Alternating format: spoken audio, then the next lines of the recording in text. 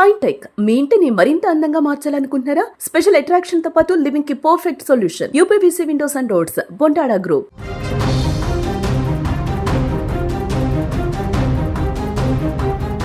బంగ్లాదేశ్ మళ్ళీ అట్టుడికిపోతోంది. ఢాకా వీధుల్లో మళ్ళీ మంటలు చెలరేగుతున్నాయి. ఈసారి కేవలం అంతర్గత అశాంతి కాదు, స్పష్టంగా ఒక భారత వ్యతిరేక జ్వాల అక్కడ కనిపిస్తోంది. రాడికల్ లీడర్ షరీఫ్ ఉస్మాన్ హాదీ మరణం తర్వాత బంగ్లాదేశ్లో భారత వ్యతిరేక ఉద్యమం ఇప్పుడు పతాక స్థాయికి చేరుకుంటుంది. అక్కడ మీడియా సంస్థల దహనంతో పాటు హిందువులపై దాడులు మరింత భయపెడుతున్నాయి. షరీఫ్ ఉస్మాన్ హాదీ మరణంతో ఈ సెగ ఒక్కసారిగా రాజుకుంది. ఇతడు రాడికల్ విద్యార్థి సంఘం నాయకుడు. 2024లో షేక్ హసీనా ప్రభుత్వాన్ని కూలదూసిన విద్యార్థి ఉద్యమంలో ఈయన కీలక పాత్ర పోషించాడు. హసీనాకు వ్యతిరేకంగా, ముఖ్యంగా భారత్కు వ్యతిరేకంగా కూడా ఎన్నో ప్రసంగాలు చేసినటువంటి వ్యక్తి హాదీ. తీవ్రమైన భారత వ్యతిరేక వైఖరి కలిగినటువంటి నాయకుడిగా ఇతనికి పేరుంది. డిసెంబర్ 12వ తేదీన ఢాకాలో ఎన్నికల ప్రచారం చేస్తుండగా కొంతమంది దుండగులు ఈయన మీద కాల్పులు జరిపారు. చికిత్స కోసం సింగపూర్ తీసుకెళ్లగా అక్కడ చికిత్స పొందుతూ 18వ తారీఖున మరణించినటువంటి పరిస్థితి. ఈ నేపథ్యంలో భారత్ బంగ్లాదేశ్ అంతర్గత విషయాల్లో జోక్యం చేసుకుంటోందని, హసీనా భారత్కు ఏజెంట్గా పనిచేశారని నమ్మే ఒక పెద్ద వర్గానికి హాదీ ఆరాధ్య దైవమయ్యాడు. ఎన్నికల ప్రచారంలో అతడిపై జరిపినటువంటి కాల్పులు, సింగపూర్లో మరణం ఆ వర్గానికి అగ్నికి ఆజ్యం పోసినట్లయింది. ఎందుకంటే అతను ముందు నుంచి కూడా పెద్ద ఎత్తున ఇదే రకమైనటువంటి ఆందోళన చేస్తున్నాడు, ఇదే రకమైనటువంటి నిరసన పర్వం ఎత్తుకున్నాడు. భారత్ మీద విషం చిమ్మే విధంగా మాట్లాడుతాడు. అలాగే హసీనా ప్రభుత్వానికి, హసీనా అసలు దేశం నుంచి బయటికి పారిపోవటానికి కూడా పూర్తిగా ఇతను చేసినటువంటి ప్రసంగాలు ఉద్యమం అన్నట్టుగా తెలుస్తోంది. సో కాబట్టి ఆ రకమైనటువంటి భావం అక్కడ ప్రజల్లో ఉంది. ముఖ్యంగా ఎప్పుడైతే దుండగులు ఇతని మీద కాల్పులు జరిపారో పూర్తిగా హసీనా మద్దతుదారులు, భారత్ మద్దతుదారులు ఈ విధంగా చేసి ఉంటారని చెప్పి భావించి ఆందోళనలు రోజు రోజుకు పెరిగిపోయినటువంటి పరిస్థితి. ఎప్పుడైతే సింగపూర్లో చికిత్స పొందుతూ హాదీ చనిపోయాడని చెప్పి సమాచారం వచ్చిందో ఇక పూర్తిగా వాళ్ళు రోడ్ల మీదకి వచ్చి పెద్ద ఎత్తున ఆందోళన చేశారు. హాదీ మరణ వార్త తెలియగానే ఆందోళనకారులు చేసింది ప్రభుత్వ కార్యాలయం మీద దాడి కాదు, మీడియా సంస్థల మీద దాడి చేశారు. డైలీ స్టార్, ప్రోథమ్, అలో పత్రికల ప్రధాన కార్యాలయాలు కూడా అక్కడ నిప్పుపెట్టారు. లోపల జర్నలిస్టులు ఊపిరి ఆడక విలవెల్లాడుతున్న వారిని వదిలిన పరిస్థితి లేదు.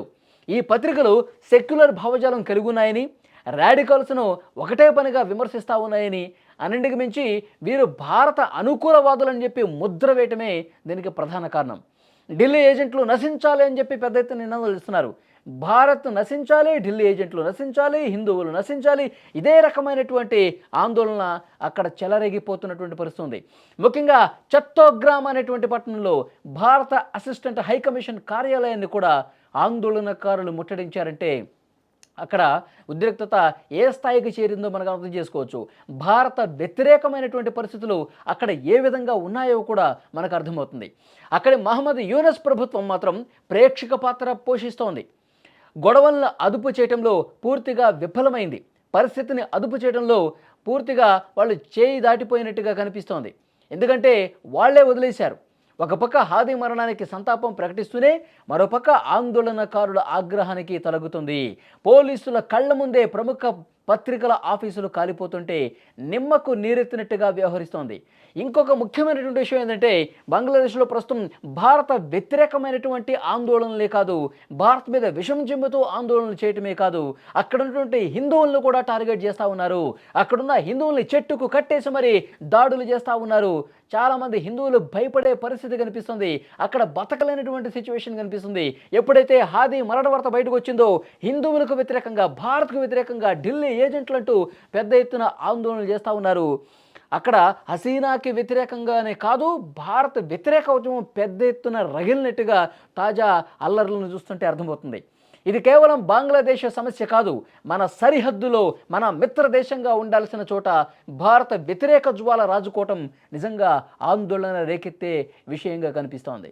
ఈ ఆందోళనకు భారత విద్రోహ శక్తులు మద్దతు పలికి ఇంకా పెద్దగా చేస్తున్నట్టుగా కనిపిస్తోంది. అది ఈశాన్య భారత భద్రతకు పెనుముప్పు. అక్కడ హిందువులు, ఇతర మైనారిటీల పరిస్థితి చాలా దారుణంగా ఉన్న సమాచారం. అల్లర్లలో వాళ్ళు చాలా సులభంగా లక్ష్యం కూడా అవుతున్నారు. వారిపై దాడులు పెరిగిపోతున్నాయి. నిజం చెప్పాలంటే షరీఫ్ ఉస్మాన్ హాదీ మరణం ఒక సాకు మాత్రమే. దాన్ని అడ్డం పెట్టుకుని పెద్ద ఎత్తున భారతీయులను ఇబ్బంది పెట్టాలి, హిందువులను ఇబ్బంది పెట్టాలన్నట్టుగా అక్కడ ఆందోళనలు జరుగుతున్నాయి. బంగ్లాదేశ్ గడ్డపై ఈ స్థాయిలో భారత వ్యతిరేక భావజాలాన్ని నింపుకోవటం అనేది చాలా దారుణమైనటువంటి విషయంగా కనిపిస్తుంది. ఒకసారి మీరు అల్లర్లకు సంబంధించినటువంటి దృశ్యాలు కూడా చూడొచ్చు. పెద్ద ఎత్తున ఎక్కడికక్కడ పత్రికలకు సంబంధించిన కార్యాలయం మీద దాడులు చేస్తున్నారు, భారత హైకమిషన్ కార్యాలయం మీద దాడి చేస్తున్నారు, హిందువులు ఎక్కడ కనబడితే అక్కడ ఆందోళనలు చేస్తూ ఉన్నారు, వాళ్ళ మీద దాడులు చేసే పరిస్థితుంది. బిక్కుమంటూ హిందువులు అక్కడ కాలం గడుపుతున్నటువంటి సిచ్యువేషన్ ఉంది. అసలు ఇక్కడి నుంచి మేము వెళ్ళిపోవాలి, మా ప్రాణాలు మేము కాపాడుకోవాలంటే భారతదేశానికి వెళ్ళిపోవాలా అని చెప్పి వాళ్ళు ఆందోళన చెందుతున్నటువంటి పరిస్థితి. ఎందుకంటే గంటకి అక్కడ ఉద్రిక్తతలు పెరుగుతున్నాయి, దాడులు చేస్తూ ఉన్నారు, నిప్పులు పెడతా ఉన్నారు, రోడ్డు మీద ఎవ్వరు కనిపిస్తే వాళ్ళ మీద దాడులు చేసే పరిస్థితి అక్కడ కనిపిస్తోంది. హాదీ మరణం ఒక సాకు మాత్రమే. ఆ సాకు అడ్డం పెట్టుకొని ఈ విధంగా హసీనా మద్దతుదారులకు వ్యతిరేకంగా, హసీనాకి వ్యతిరేకంగానే కాకుండా భారత వ్యతిరేక లక్ష్యంగా ఇక్కడ పెద్ద ఎత్తున ఆందోళన చేస్తున్నట్టుగా అర్థమవుతుంది. సో హిందువులు చాలా దారుణమైనటువంటి పరిస్థితులు అక్కడ ఎదుర్కొంటూ ఉన్నారు. ముఖ్యంగా అక్కడ భారత హైకమిషన్ కార్యాలయం భారతదేశానికి సంబంధించినటువంటి ఏ ఉన్నా సరే, హిందువులకు సంబంధించినటువంటి అక్కడ ఏం కనిపించినా సరే వాటి మీద దాడులు పెద్ద ఎత్తున చేస్తున్నట్టుగా కనిపిస్తోంది. ఎందుకంటే ఈ హాదీ అనేవాడు భారత్ మీద ముందు నుంచి విషం చిమ్మినటువంటి వ్యక్తి. హసీనా ప్రభుత్వం మీద ఆందోళన చేయటమే కాదు, ముఖ్యంగా భారత వ్యతిరేక ఉద్యమాన్ని నడిపించినటువంటి పరిస్థితి. బంగ్లాదేశ్లో పరిస్థితులకు భారతే కారణమంటూ పెద్ద ఎత్తున ప్రసంగాలు చేసినటువంటి వ్యక్తి.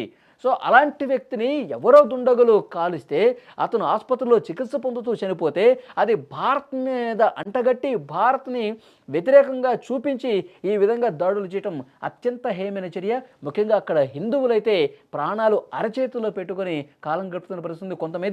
కొంతమంది మీద దాడులు కూడా చేసినట్టుగా సమాచారం వస్తుంది. అక్కడ మరింత ఆందోళనలు పెరుగుతున్నటువంటి సిచ్యువేషన్ కనిపిస్తుంది. విజువల్స్ చూస్తుంటే మనం అర్థం చేసుకోవచ్చు.